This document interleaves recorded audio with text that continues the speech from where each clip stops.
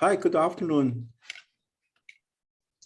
Hi, Dr. Ping, how are you? Thanks for having me today. You are welcome. You are welcome. And which city you are in?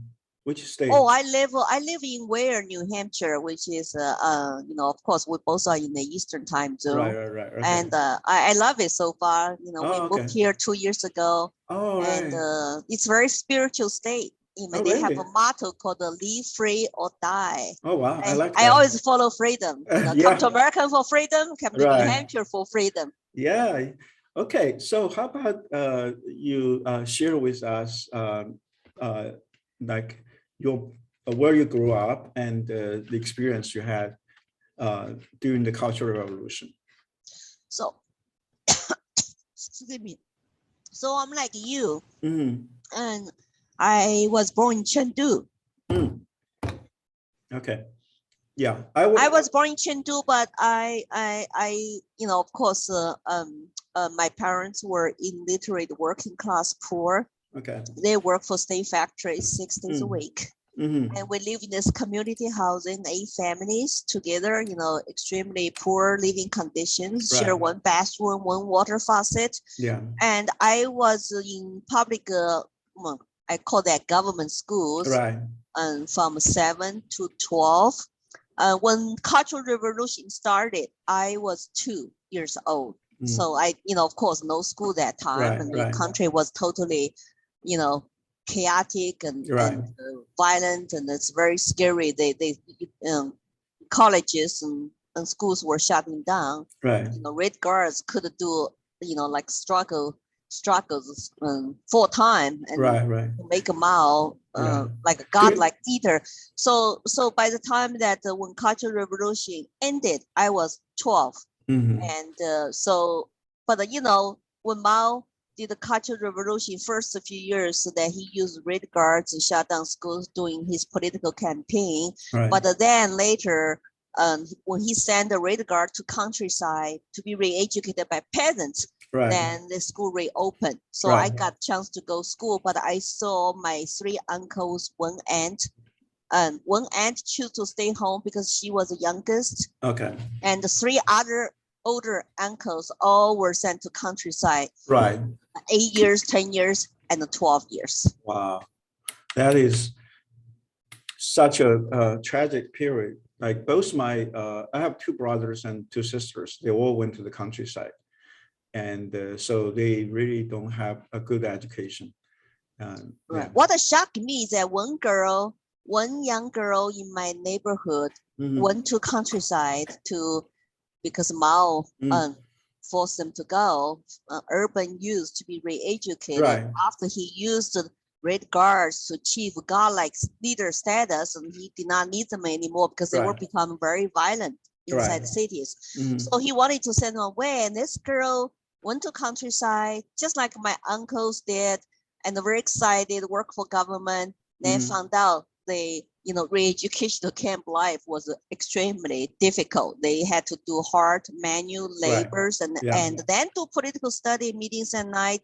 Could not even have enough food to eat. So this girl, I remember, she came home and crazy. So I went to her mom's apartment, and she was sitting there in the chair, blowing like bubbles from her mouth and very pale. And she was having some kind of spell to say, ghost, ghost. She keeps saying ghost, ghost, ghost in white clothes. And then the mom just feel helpless, did not know what to do. Said, something happened to her during those years of countryside, and she came home mentally collapsed and crazy. I never knew what happened to her, but she was just no longer a normal girl. Yeah. Do you remember, like, after Mao died, there's a period in early 80s, there was a genre of literature is about the tragedies that those Red Guards experienced. I mean, the horrific things happened to them in the countryside. Do you remember that period? Yes, it's called a 伤痕文学. How do you say 伤痕文学? What I don't know, but that's the literature. Lots of stories come out. Right. And Oh, when I was in college, from 1981 to 85, at the beginning of my college career, like I was 17 to 21. So when I was 17, 18, I read lots of those literatures and stories. Was horrible. Right. Total nightmares. Right.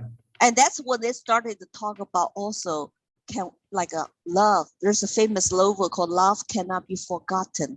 Talk about, people were oppressed for so long, not to date, not to have a chance to talk about romantic love for each other. Yeah. And I remember we started to discuss, can we talk about romantic love now? Right. And the people probably in America just could not comprehend. They couldn't understand that. That was the whole cultural revolution. Is in a way is kind of like a religious kind of like a cult, right? Yes, well, of course it was religion. We could not remember any other religion. We had to denounce, and the temples and churches were closed down or burned down. Then the only religion you kind of like religion for you to believe, to promote to you to believe, or you must believe is communism. Right, and you have to believe, and you cannot doubt. You cannot say anything other than the party line. Remember that the 5 black classes and 5 red classes under Mao.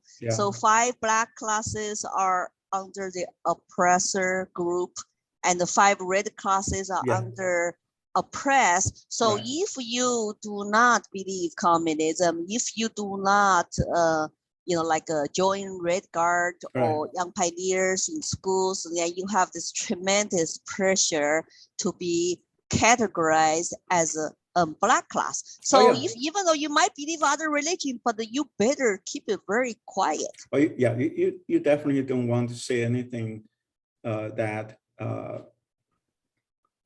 you might get in trouble. Well, it's not politically correct. Even not politically correct for us to look pretty. I remember as a girl, I wanted to look pretty. I wanted to wear beautiful color, bright color clothing. No makeup, no beautiful clothes. Exactly. Just a few boring colors, and you supposed to kind of look. They want you to look like boys, unisex, plain. And then dress up like soldiers going to marches and to be like a Red Guard for Mao. You hold a little Mao's red book and chanting. That's our school. Exactly. So basically, you got green, you got gray. I think you also got some blue, and that's white, all. And a white, of course. White with you can. So when you wear the red scarf, red and white, in the summer looks very sharp contrast. But we had to wear green. After joining Red Guard, we're supposed to wear green outside of white. Red Guard is green and with armband, and we also have the red scarf and. Right, yes. That's the red. I went through all that. Well, that time you definitely. There is no makeup. You cannot put lipsticks. If you do that, you'll be. No, that's the wrong lifestyle. That's a Western capitalist lifestyle. Will be condemned. Will not be politically correct. No makeup at all. And we were too poor. We could not even have enough food to eat. Who would think about like a lipstick? I know. Like we both lived through that period. That everything is rationed. I think a meat for us is about 1 pound per person per month, something like that. Well, depends on your parents' positions. My parents were illiterate workers class. So we got not 1 pound per person per month. We got the meat and protein called a protein coupon. Is meat and eggs or everything together. Family of 5 in Chengdu that time is we got 2.8 pounds per month. Per month. I know. So my childhood memory most time just like my stomach was growling. I was hungry. Always hungry. I remember always that. hungry. Always hungry. Just I remember my parents' position inside the party or factory were so low, and we could not even get the milk. So my neighbor's position was higher inside the state factory. He got the milk, and when he was boiling milk, I would go to close to their door, just smell it, and they just make me drooly. You know, it's like I was so hungry. It's like, oh, warm milk in the winter would be just extravagant. Exactly. Yeah. So that people don't understand when they say communism is about workers' rule. Actually, no. It depends on if your parents are powerful, high official positions or not. We could not even keep our stomach full. Right. So it's a total lie. It's a utopian society it never came, you know. And then young people today, they don't know what they're supporting for when they talk about they want a more communist revolution, like Chicago protest group chanting yesterday, like they want the real solution is a communist revolution. Do they even know what the communists do? Real communists do once they take over a society? Right. They're gonna send those people to labor camps. Right. And any protesters will be locked up, disappeared, or even get killed. Yeah. It's like they don't know what they're asking for. They don't understand it. They don't understand once the communists took in power, that is a very cruel dictatorship. I think both of us. And they tell you how much you should eat, and where they have lots of supplies for themselves, their families. They're like basically the politically ruling class, about 1%, 2%, right? Yeah. And no middle class. So remember in that time, no middle everybody class. was equally poor and enslaved and miserable. Right. That's all I remember. My childhood memories was. I think the party always keep reminding us that you guys are lucky because in the old society, you don't have anything to eat. Now you at least have something to eat. Do you remember that? Yeah. I remember that our indoctrination in the society, in school every day is that you should be grateful. You have something to eat. You were not starving to death. Right. And even though we did not know until, I did not know until I come to this country in America, I discovered the Great Famine, how many people truly died because of, the party's central planning economical policies. But they lied to us. They said, 3 years natural disasters. Right. And I also did not know, it's like an estimated 40 million people died. In Sichuan, lots of people died of starvation. Right. Well, and they could not even go out to beg, because without papers you cannot travel from one village to another village, beg for food, to say, hey, papers. So they were eating like they were swapping their dead children's bodies to eat. It's like what do you call the cannibalism, right? Cannibalism, yes. Cannibalism, yeah. And of course you don't know that story from the Chinese official government. There is a pretty sad story in my hometown. Like I was born in Luzhou. The famous. And in Sichuan also, yes, I know. Yeah, famous actual liquor. Luzhou Dachi. They call the Chinese white lightning liquor. It's good. It's good. Yeah, it's good. But, it's famous. Yes. I heard stories that people are eating white clay. I don't even heard that. So basically you die from it, but you are so hungry. You want to have something to feel, feel full. So they eat white clay. But once you do that, you will die. It's resort to that. I don't know if you tried the rats, but my uncle trying to trap rats inside of my grandma's community courtyard, but very quickly they ran out too. There's not much meat, but hey, if you're hungry, you want to eat it, like you said, anything, right? You eat everything. And also that when we run out of money, sometimes I'm the oldest child of 3. And my mom, dad will instruct me to say, we had nothing to eat today, and go to field to find something green.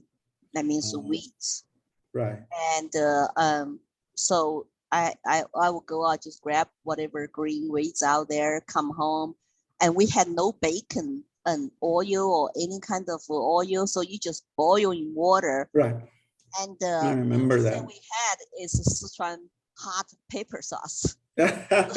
Yeah, Sichuan loves spicy food, so if it tastes so bad and bitter and plain, add a pepper sauce, and then you can put on top of your rice to make your tummy still feel a little bit happy. Well, yeah, Sichuan as a province, in a way, because the soil is very rich, so at least you have something. Many other part of China, they had nothing. There's no green. Yeah, well, Sichuan supposed to have like a year-round growing season. Right. That's why they said Sichuan. They call Sichuan it's land of heaven. Right. And mass famine had never occurred. Never occurred in the history of Sichuan. Only under communism. Right. It happened. Right. And people got to remember that. Yeah. Do you remember during your elementary school, they also have things like called you're trying to remember how bad in the old society, 忆苦思甜, right? Yes, they want us to remember the old bad society before the Communist Party take over China. Right. So that when they invite like old parents kind to talk about how bad the old society is, they always talk about those 3 years, because nothing was worse than that. I know. Yeah. Remember, they also tell us, 台湾人民生活在水深火热当中。Like Taiwanese people were suffering, and we need to go liberate them. Right, and also, we were suffering, but we just did not even know it. We don't know. Yeah. Really, yeah, exactly. And we was told that how bad America is, the capitalists exploiting the workers and all that. So China, right. They always demonize capitalists, demonize American imperialist country, and then we were thinking about. I mean, it's like we just did not know the truth. We couldn't even travel. We were trapped. We don't know. Yeah, we were trapped. Hey, if you were born in Chengdu and your parents live in Chengdu, you have this nationalized household registration papers. You cannot even travel to other parts of the province, so we had no idea. I'm sure people live in Shanghai, Beijing, maybe had a little bit better life and more food. Yeah. But in southwest region of China, I mean, Sichuan is supposed to be rich agriculture land, but we were just really like starving. Yeah, there is another starvation. It's in 1974. I don't know if you remember that time, because Chinese media never reported on that. But yeah, they reported. We were just poor and hungry all the time. But so 1970, well, that's 2 years before Mao died. Mm-hmm. Yeah, I think that's why when Mao died, Deng Xiaoping took over and wanted to open up economy to do economic reform, because China's economy was just collapsing very fast. Yeah. So at 1974, there was such a famine in Sichuan that many Sichuan girls went outside the Sichuan. They went to Dongbei, went to Heilongjiang. They went to different provinces. But do you remember that period of time? I remember some countryside, like even some of my relatives in Sichuan countryside, they went to outside of a province to trying to find a husband to marry or something, like in Jiangsu province, so they could have a better life, Right. That was quite that was kind of portrayed in later on in the literature, the 伤痕文学. Oh, I see. So where were you that time? I was in Chengdu, in the big city, I guess. Yeah, you are in the big city. So you normally people in big city lives a little bit better than, like I actually live in a small town, kind of like not in the city, not Luzhou is the city. So, but we are living in a complete town. So we got to hear those stories, the patterns. So workers are relatively okay. Like both my parents work in a factory, it's a big factory. So we have something to eat, but the parents during that time, they have nothing to eat. So they have to go out. So a lot of girls actually went outside trying to find a husband. Or maybe some of them actually got sold by what they call renfans. Yeah. So I mean, so that year, what makes that year interesting is that first of all, there is bad policy. So Sichuan didn't. The harvest is not good, but still there we still have food. But instead, they are taking care. The people in Sichuan, they send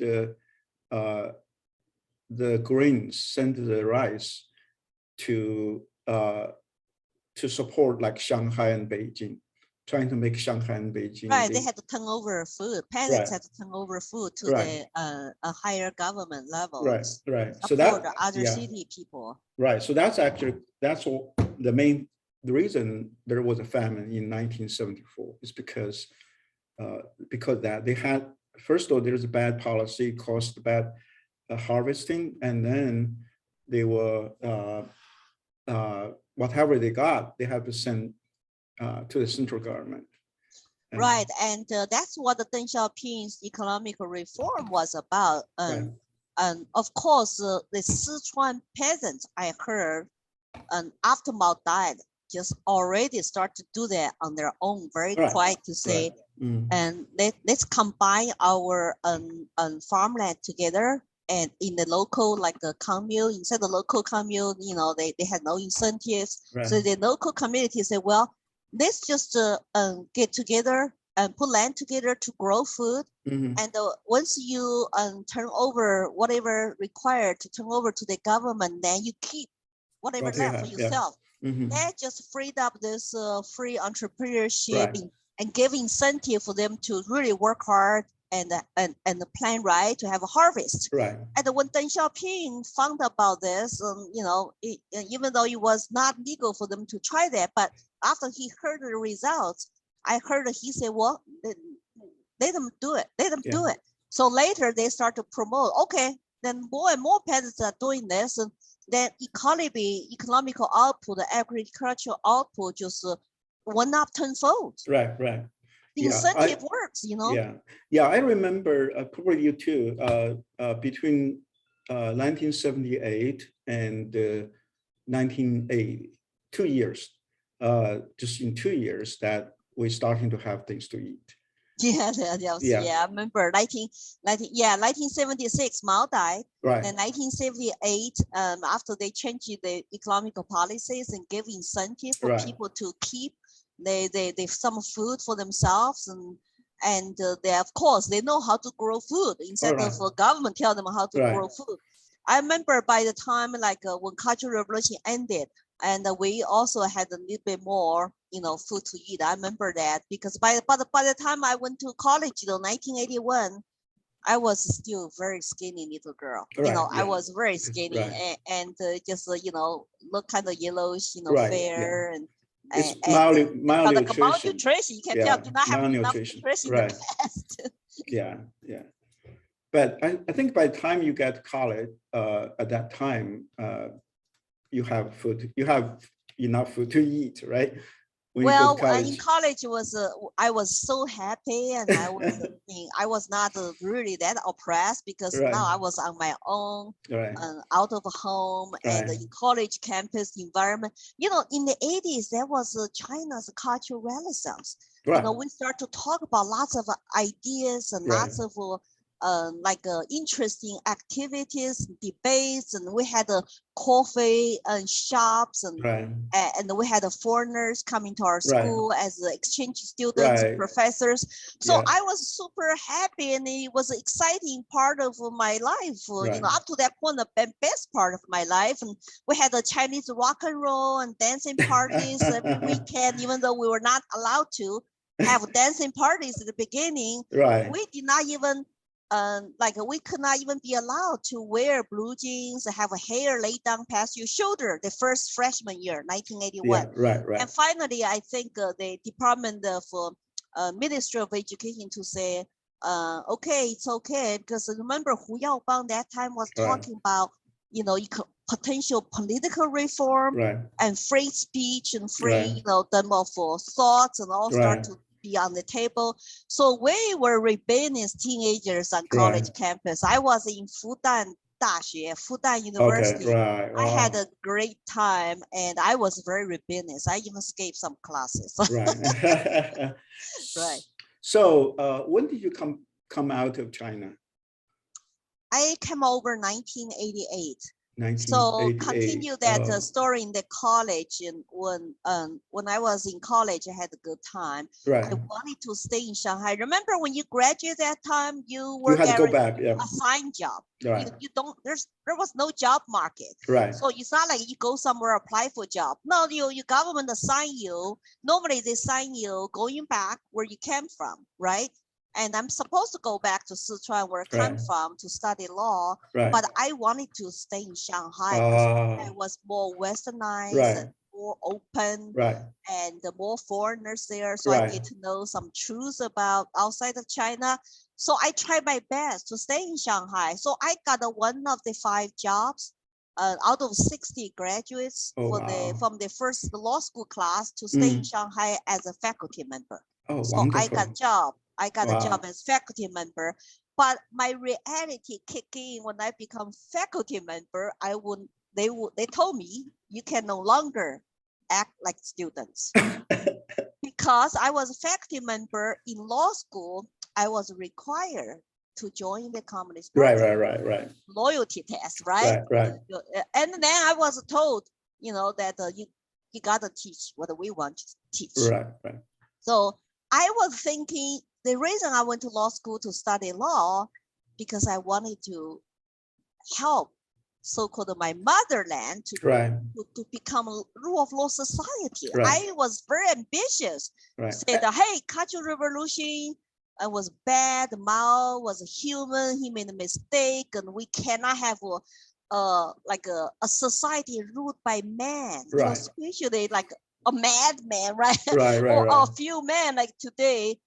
And to rule over so many people, we should have a rule of law. So that way, common people are protected for the equal law applications to truly have justice, right? But I was told, no, the law is just tool. The law is tool used by the party to govern the masses. Govern the masses, 群众, right? But still, the rule of the party is still the ultimate. That's how I realized I had to join the party. I had to say what they were. They want me to say that. The worst part to drive me out of China is they also would not allow me to have my personal freedom. I was criticized by my department Communist Party chairman to say, you're faculty now. You cannot go to school dancing parties with your friends, with your students, because you got to act like a faculty. But I was just 1 year younger. I mean, I become faculty member at 21. I have friends who are still in graduate school, in colleges. We all like to go dancing. It's what I decide to do with my free time on the weekend was subject to communist rule. I did not own anything. I just had a bicycle, but I did not even own my body to go to dancing parties, have some fun. I did not want to have fun in your spare time. No. You want to have like a one size fits all. You gotta look like anybody else, act like anybody else inside the law school. I say, I just say this country, I gotta get out. I want to be happy. I wanted to live my life. So I just wanted to say, just leave me alone. What I do in my spare time. So that's when I started to think about this college student, exchange student from America told me about America, Declaration of Independence, you know, the Constitution. So I said, maybe I should try to go to America. That's when time was open. Remember, you could apply for graduate school. But the problem is that after I got accepted from the American sponsor and passed TOEFL, got accepted by University of Texas at Austin. Remember, you had to get a permission to leave. Oh yeah. Quit your job. That's not easy. That's not easy. If you don't get permission, they're gonna ask you pay back. Right. Pay back all those years of education, all those years, like salaries. So I had to change my strategy to basically, saying Kumbaya again. Yes, I support the party. Right. Go to weekly political study meetings, and instead of sitting there quietly, look at my boss, silently. Now I have to say, well, I support policies of the party. Right. I say whatever I needed to get them to say, oh, I'm acting, correctly, Right. as a probational member for the party. So when I applied to say, can I please go to the United States to get my master's degree so I can serve the country? Yeah, you had to promise you'll come back. Yeah. Yes, on my own time, on my own dime. Right. And so after 2 years, kind of like buttered up and change the strategy, they allow me to leave, but they make me to sign agreement. Right. I don't know where that piece of paper is, but I signed the agreement. I must promise to go back to my job after my master's degree, or I will suffer 2 consequences. And number 1 consequence is that they're gonna kick me out of the party. Okay, that's no big deal for me. But the second one is they said, we're going to send you personnel file back to Chengdu, Sichuan. You know that, 人事档案回四川. So that means that I cannot go back to Shanghai to teach, to live. No. I must go back to Chengdu, where I was born and grew up. Where my household registration was with my parents. I had to sign that too because I had no choice in order to leave China, to flee. So I just want to flee, right? So I finally signed it, and 7 trips to get my passport, 2 trips to get my US visa as a foreign student. And so 1988, May 11th, I showed up in Austin, Texas airport. Oh, wow. I was so happy. I was so skinny. I was 2 months before my 24th birthday. I knew I got to make it in this country. I really did not want to go back to China. No. Definitely not. So I got to make it, right? Right. But I had $100. How I'm going to make it? I had no idea. Right. I'm going to see what happened. I mean, is that a miracle though? When I showed up the first night, I met my dean of the School of Social Work. She told me, I got a job for you. It's like, I don't know what to do. I don't know English. She said, I'm a research scientist. You just check the numbers. Like, make sure. I said, I can do that. Then I met my husband the first night. Wow. And he was just single for years, waiting for miracle, I guess. And I showed up, we dated 18 months, then later, he proposed to me, and we got married when we both were in graduate school. Wow, that's so. He taught me English well. Right, definitely. English is wonderful. And so when the 1989, when the Tam Square movement happened, you were still in grad school, right? Yes, I was in Austin, Texas, and we were raising money. We were all very upset and very, very angry what they did to the peaceful protesters. And so we tried to raise money. That's why lots of Chinese students, remember, stay in this country legally, because then the Bush gave the political refugee status to cover all the overseas mainland Chinese students. And so I could legally stay here. And that's why later when I went back to China to visit, I did not have a hard time. Because 400,000 students got the same protection from the political refugee and status by the Bush. Once you get green card, their attitude will change. It's different. You're no longer you have some but I did not use the political refugee status. Because I married to Tang, I just applied for permanent green card after the wedding. But but I had a friend who were in Tam Square, and they told me they all cried when the tanks come in, students died, and some, I don't know where they are today. They probably all left China for overseas. And they said that they lost completely hope for China, for their motherland, to become a more freer, more democratic country, or become a democracy from a dictatorship. Basically, so, that was the time the Chinese Communist Party made the statement that there's no way they are going to give up their one-party dictatorship. They can give you a little bit freedom on economic side of it, but not political side of it. Yeah, that's exactly right. Students were not asking to overthrow the party. They were asking for basically more transparent government. And they were asking for political reform so people can have their voices to be heard. And they were very peaceful at the beginning when they were, remember, mourning the death of Hu Yaobang, the premier of China, who kind of promoted some type of political reforms. And we were in college that time. We loved to talk about what kind of country we wanted as Chinese students, right? And so we were exchanging ideas, and we were learning about some other, models and concepts, and so when Tiananmen happened, and so many died. I think that was the biggest group of peaceful protests inside China, except later in Hong Kong, 2019.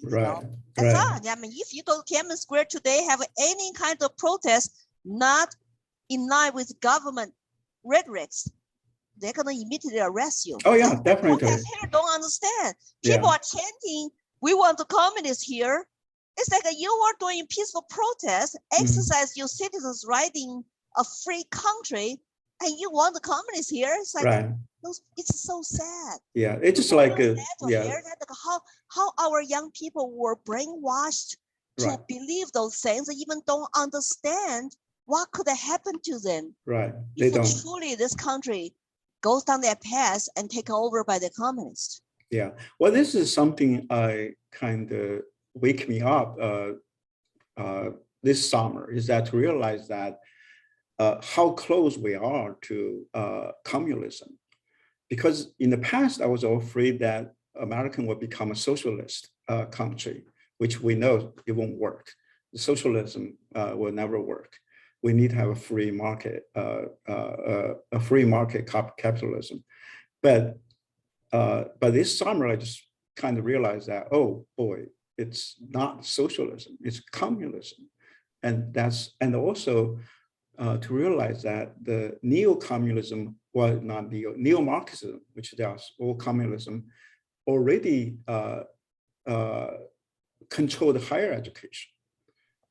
I mean, colleges and all that, especially like in education, school education, all the political science, all the humanities, they are being controlled by the communists. And now the CRT just their way to push that down to the K through 12 publications. Right. I think the people like us who survived communism and Mao's Cultural Revolution, we see so many similarities. And that's why I have been speaking out to say, I don't want to relive another cultural revolution. No. And exactly. the communists have infiltrated into Americans' education for many years. I have been speaking for many years to see, that our universities, our public schools are indoctrinating our children with the Marxism, communism, and socialism. And remember, if you think the colleges were all lefty and dominated by Marxist professors, then think about the teachers who went to teachers college to be trained to become teachers for K to 12. I mean, how independent thinkers are they? So they are leaning that way too, unless they went to different kind of colleges and they wake up and they walk away from that. But most of teachers today, and they, even though they they're good people, but what they're teaching, do they have really autonomy to teach whatever they want to teach? No. Or they get a curriculum from somewhere, from teachers union. Right. You know, NEA wants to push critical race theory into 14,000 public school districts through teachers. And where do they get their curriculum? And some, you know, BLM organization is a part of the curriculum. Right. And the founders of BLM said, we are trained Marxists. Right. Yeah. So that's why you and I, people like us, it's like, oh my goodness, you know. Right. We don't want our kids to be indoctrinated by those kind of ideologies. So I'm very encouraged to see parents waking up, organize and activate, but they just DOJ, FBI, Biden administration are ignoring the parents who want to insist to exercise their parental rights. Right. It's like, what country do we live in? I just post something that this morning that one parent got arrested in Texas by going to school board meetings. And of course, when you wake up as a parent, you go to school board meetings, you're passionate, you might be angry, and but the parents have been sidelined or just like not knowing what's going on for years. So school board, those people, they even don't, they're not prepared. It's like all of a sudden parents are upset. They're all coming to be passionate about protecting their children, ask them to stop doing what they were doing. And then they call for what? Help of FBI and DOJ. You know, like how do we politicize federal agencies? The parents are called domestic terrorists. Yes, domestic terrorists. And there's one mom in Colorado. She got raided by an FBI. Oh, she was homeschool mom. Maybe there's some other issues involved too. But I read an article that she was officially the first mom was raided by FBI. Oh, wow. And I don't know all the details, but and then there's are we going to see more and more parents really get arrested at the school board meetings? Wow. And at the school board meetings, I mean, school board members were elected by voters. So maybe parents should realize now, maybe you have to run for a school board. Maybe engage young people to run for a school board. Then you organize and show up in large numbers and peacefully to present your case and stop what they're doing. Because school board has so much power that the parents have not realized for years, that they hire superintendents and they decide the school curriculum in New Hampshire. And they also decide the school policies on masks. And they have so much power, but the conservatives, you know, lots of independent parents, they just really have not really been actively to pay attention to what's going on. You know, it's very, very scary, but it's also encouraged to say people are waking up. Right. I think next year you'll see a lot of school boards will be turned over to the independent and conservatives, because people are, like you said, the parents are waking up. And I hope so. Next year, actually, I will run for school board for my school district. Good for you. So kind of segue to about your plan to run for Congress next year. So could you share with us what's your plan? Well, that I am exploring the opportunity now, and I feel it is my calling. And but I don't want to announce it publicly yet. So we might even cut this out later. Okay, we'll do that. That I feel like I have the best chance to unseat this Democrat woman who has been there for 10 years. So we have 2 congressional districts. So we have this my congresswoman is a Democrat woman who's been there for 10 years. She votes basically with Pelosi. And the people are upset, but they cannot defeat her. So Republicans tried for 10 years, cannot defeat her. So I feel like this is my time to step up to serve, right, and to serve to save the country I love.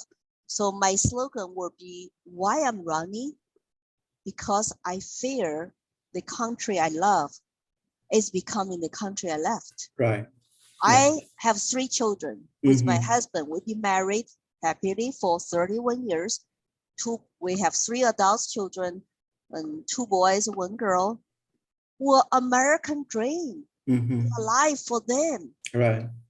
If we lose America, the shining city on the hill, the world will be a very dark place. Right. Yes. Very much and so. You know, CCP has been infiltrated into Western democracy countries for years. And they are here.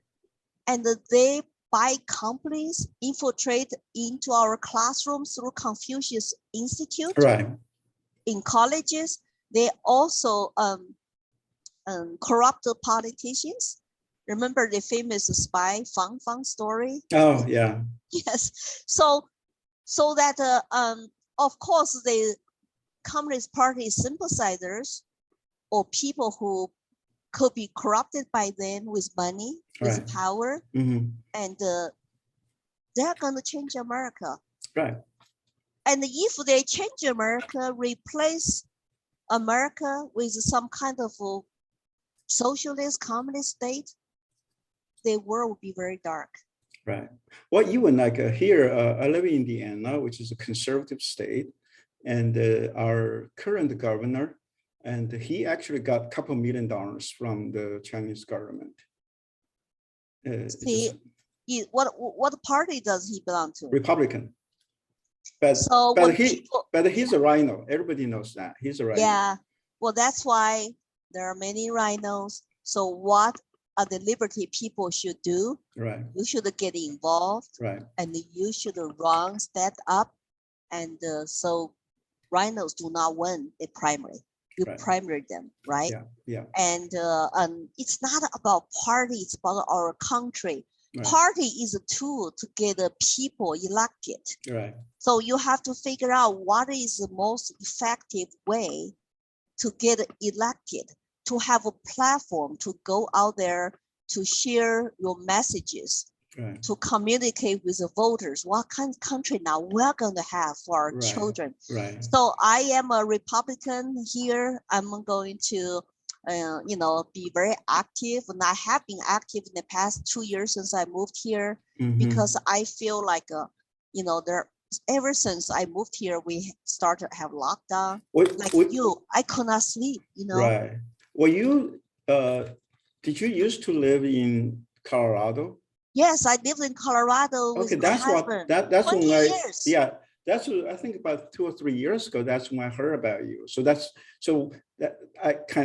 That's why I thought you are still in Colorado. It's definitely I ran for State House 2014 in Colorado. Right. That's and when 2016 for U.S. Senate. But I was a libertarian candidate. Right. So because of the third party status, you could not get into the polling. Right. And you could not get into the debate. Right. I wasn't effective. Right. Even though I'm still the similar believer of self-ownership, more limited government. Yeah, which is Republican, right? It used to be Republican, but they left me. I was a Republican for many years until they grow government, and then I got really upset. Right. So I left. Yeah. But I came back because I tell other people, if we leave, more Rhinos with Democrats.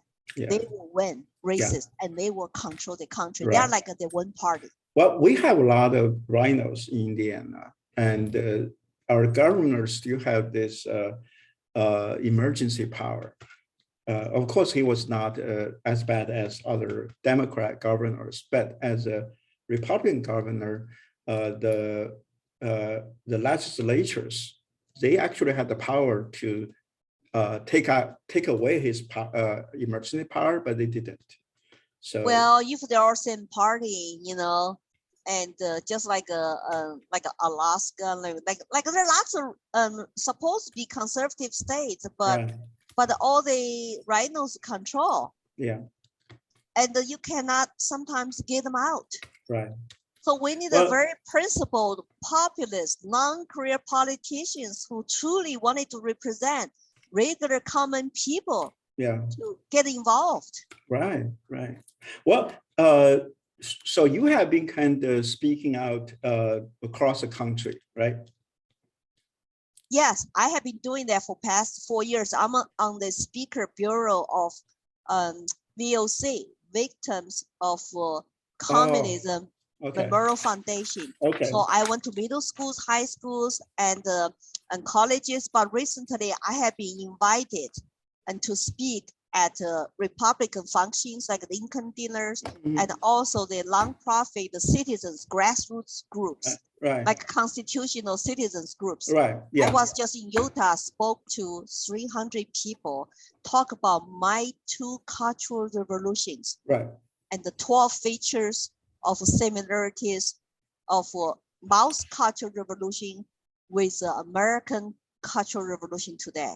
And so I help people to connect the dots and feel the urgency, comprehend the danger, the direction we're going.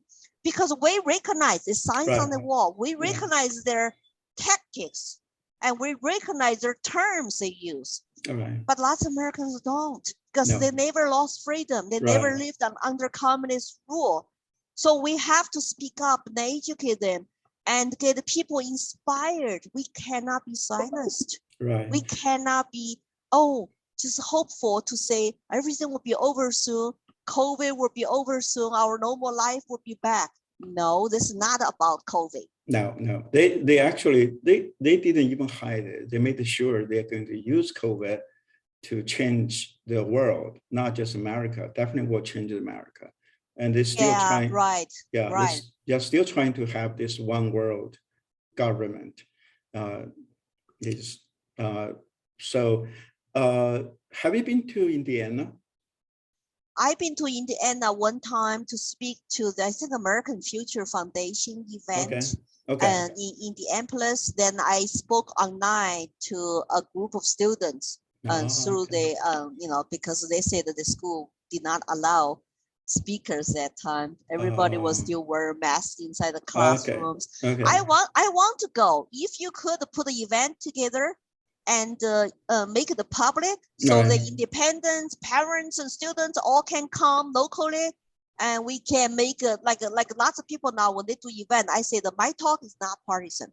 I want you to make it public so people can sign up and bring their school age teenagers, students to come listen to me. It's harder to get into university because you need a approval, and you need maybe some professors to host you, some student organization to host you. But I'm trying to get my stories and message out nationally. Exactly. And this is also hope that through what my channel, my friends, they can hear your message. And definitely, if we can have you over to Indiana, that'd be great. People need to hear so if you can find some local grassroots constitutional citizens groups, or even private school, charter schools, and private universities and churches, I'm willing to go everywhere. There's nothing I will not do to save the country I love. I feel terrified to see what's going on. Exactly. And people like you and me, we grew up in that system. We know how bad things were. And we really don't want to see our children, and especially our grandchildren. If we don't do it now, I think you and I both have the fear that America will be changed for the worse. Well, thank you for coming to my channel, YouTube channel, Lily Tang Williams, to tell you personal immigrant stories. And that's another thing. We are looking for immigrants like us who fled, the totalitarian oppressive regime to tell their stories. We did an 8 weeks immigrant story series. And we need more immigrants.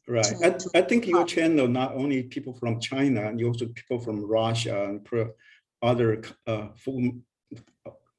like one woman from Somalia. Yeah, and we will have a woman pretty soon from Cuba. That's good. And lead people from a former Soviet Union, Okay.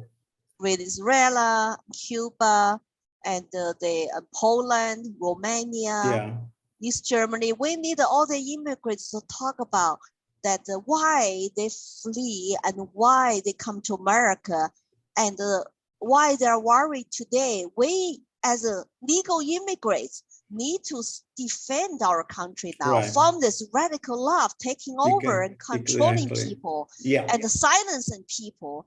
Imagine if you lose freedom of speech and you cannot even have that so-called luxury now to speak your mind that the Chinese people don't have.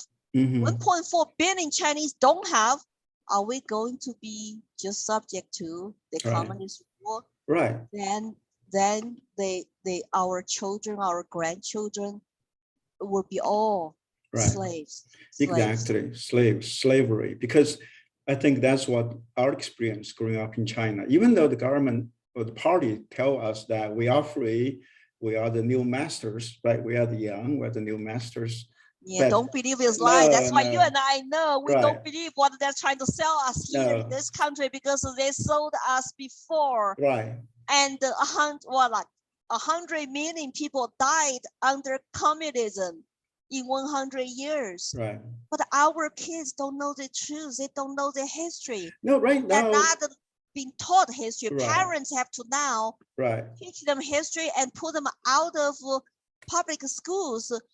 If you kids have to go to local public school, then you run for school board. You have a say in the school curriculum, and then you have a saying about that transparency of school education, the quality. And instead of taxpayers, they just waste their money funding public colleges and the schools.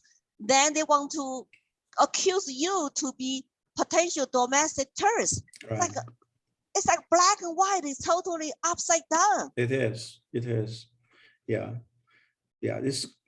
I think the more we know, the more we are concerned, even scared, because like in school now, they are basically teaching how capitalism is bad, socialism is good. And so even though they haven't talked about communism yet, but we know what's happening, right? I mean, the communists, they know they cannot jump from capitalism to communism. They have to go through socialism. But once you get to socialism, you are stuck into totalitarianism. We'll never get onto this utopia. But they always use that to mislead, to get power from the people. But once they get the power, they are not going to give it up. They'll just be like what Chinese government has been doing, like Tam Square. That basically said, we don't care, right? We are willing to kill if you dare to challenge our power. As long as you don't challenge our power, we'll give you certain amount of freedom, but do not even think to share power with us communists. Well, that's why some Chinese, if they don't have something tragic happen to themselves, they're subject to daily propaganda of one party dictatorship in China who controls all the press, all the media. So they don't know the truth. As long as they conform, as long as they keep their head down, don't say anything political, they have a little bit uncomfortable economical freedom, better life, and they're not starving anymore. They can have fun. You just cannot do anything, say anything political. That's why there's no political comedy. You dare to mock leaders, you cannot you disappear. But did you see what's happening on American soil? You have to be politically correct. That's another warning sign. You have to be politically correct to have in your music, in your songs, in your movies, in your books. Otherwise, you get a ban on social media or everywhere. Yeah, you get canceled. You get taken down from Netflix, taken down from YouTube. and lose your jobs and lose your careers. Right. It's very scary. See, they might not use communism name or socialism, right. But what we see today is just under different names. Right. Equity is Equity. communist term. Equal Equity. outcome is communist utopia that will never come. Right. Exactly. Without a communist revolution. Right. Yeah. Because equity, you know, how can you do equity means equal outcome in a free market right. country, free country, everybody works differently. Some work hard, some don't. Right. And the intelligence is different. And what you choose to do is different. We wanted to have equality, not equity. But our kids don't know that. And racial equity and critical race theory instead of critical class theory under Mao, it's all about the divide citizens. Yeah, still and get them to fight each other, hate each other. Right. You still have oppressor and oppressed. Yeah, it's still that. Yeah. Those are communist division. Right. So why we will say, oh, they're not communists? Well, they talk like communists. They use the communist terms, and they want to communist policies, and they elect those politicians who want to pass bills, want to print money, destroy middle class in the name of equity, in the name of, oh, we, want to tax the rich. Right. Rich are some kind of evil capitalists, especially white people today, white males. Yeah. They are racist. It's the same thing. Dr. P, you and I heard before. Right. China. Yeah, exactly. Yeah. Well, thank you so much for the time for this interview. Yeah, I'm pretty sure we'll have more opportunities in the future to work together. And I hope so. I hope so. I truly believe we need immigrants like us to speak up, stand up, to defend our country. And we have no place to go. Right. If we lose America, lose our home here, I don't know where I will be. That's why I'm dedicated to the rest of my life to keep America as free as possible. Yeah, and what you're doing too. Well, thank you. I think it's really our responsibility because we understand how if we don't do anything now, how things will turn out, how bad things can become for our children and grandchildren. So that's why we have to call for action now. Yeah, we have to call for action. Exactly. Yeah. Exactly. Yeah. Well, thank you so much. Well, it's good to talk with you, and nice to meet you online. Hope to meet you in person someday. Well, definitely. I hope that we can invite you over. My wife is also from, actually my wife from Chengdu, so great. Hey, Sichuan people, we are the live free or die people, right? Yeah, Sichuan we are rebels. We are rebels. It's yeah, so famous. I hope to see you. So we'll hope you, if you come to East Coast and New Hampshire, and let me know too. But I travel around a lot to speak, and I feel truly this is my duty, my calling, and America has given me so much. Oh yeah. And I love my new country, and we have to defend it now before it's too late. Exactly. Well, thank you so much. Well, you have a great Thanksgiving. Yeah, you too. You too. Bye. Bye. Bye.